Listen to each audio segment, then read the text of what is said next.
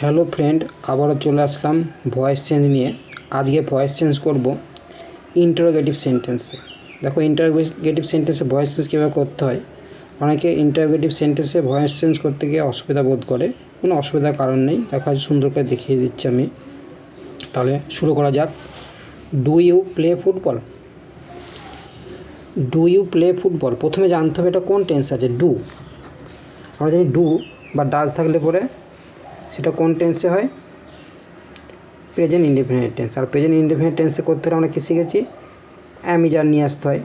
ঠিক আমরা আগে যেভাবে শিখি সেইভাবেই করবো, কিন্তু এখানে দেখো অক্সিলারি ভাবটা আগে বসে। যেমন ডু ইউ প্লে ফুটবল, তুমি কি ফুটবল খেলো। এটা আমরা যদি ভয়েস চেঞ্জ করি এমনি সাধারণ নিয়মে, যদি ডুটা না থাকে ইউ প্লে ফুটবল, তখন কী করি, football is played by you করি। তাহলে এখানে কী হবে, ফুটবল ইজ, তাহলে এই ইজটা আগে বসে যাবে, আর কিছুই না। আমরা যদি সাপোজ মনে করি ডুটা নেই, ডুটা না থাকলে এটা যদি আমরা ভয়েস চেঞ্জ করি তাহলে কীভাবে করব, তখন আমরা করব যে football is played by you, you আছে বাই ইউ হবে, বাই ইউ।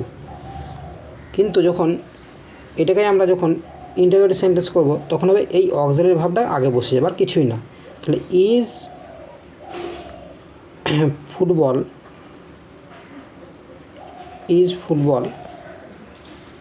খালি অক্সিলারি ভাবটা আগে বসবে, ইজ ফুটবল। এবার যেরকম ভার্বের আছে প্লেড ভিতরে বসে গেল বাই ইউ, আর অবশ্যই লাস্টে কোশ্চেন মার্ক থাকলে কোশ্চেন মার্কটা দিতে হবে। এই হচ্ছে ব্যাপার, আর কিছুই না। এখানে did he copy the note, did মানে কিস আছে, পাস্টে আছে। এবার পাস্টে থাকলে পরে কী হয়, ওয়াজ আর হয়। তাহলে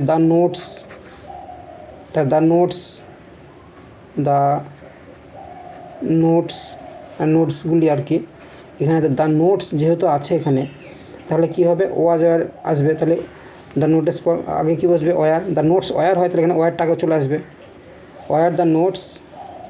এইটুকুই ডিফারেন্স। এবার যেভাবে করে আমরা এবার ভার্বের কোন কী বসবে, ভিতরে কপিড, COPIED। তোমরা যেন লাস্টে ওয়াই থাকলে তার আগে যদি কনসোনেন্ট থাকে ওয়াইটা আই হয়ে যায়, তার সঙ্গে ডিযোগ হয়, কপিড বাই। এবার কী আছে, হি থাকলে পরে কী হয়, হিম। লাস্টে কোশ্চেন মার্ক, সে একই জিনিস। দেখো 3 নম্বর উদাহরণটা, উইল সি হেল্প হিম। তাহলে হিম থাকলে পরে কী হয়, আমরা জানি হিম থাকলে পরে কী হয়, হি হয়। হিম থাকলে পরে কী হয়, হি। এবার হি এর পর কী বসে, আই এর উপর শ্যাল বসে, বাকি হাতে উইল, তাহলে উইলই বসে।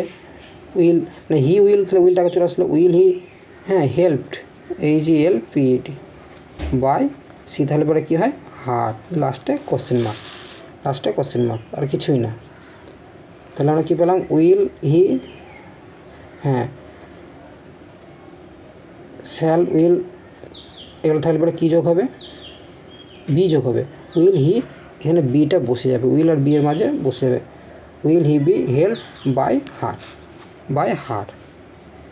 এবার দেখো 4 নম্বর উদাহরণটা, ক্যান তাহলে ক্যান বি হয়, তাহলে দ্য ওয়ার্ক ক্যান বি, তারপর ক্যান দ্য ওয়ার্ক বি হবে, ক্যান দ্য ওয়ার্ক বি হতো, তাহলে অক্সিলারি আগে চলে আসলো, ক্যান দ্য ওয়ার্ক বি। ভার্বের ভিতরে do did done by he, তাহলে পরে কী হবে, হিম হবে। আর এখানে সবসময় মনে রাখতে হবে কোশ্চেন মার্কটা যেন ঠিক করে মানে বসানো হয়। তাহলে বন্ধুরা ভালো করে দেখে নাও। আজ এই পর্যন্তই, তাহলে আসছি। যারা ভালো লাগবে অবশ্যই আমাকে ফলো করবে।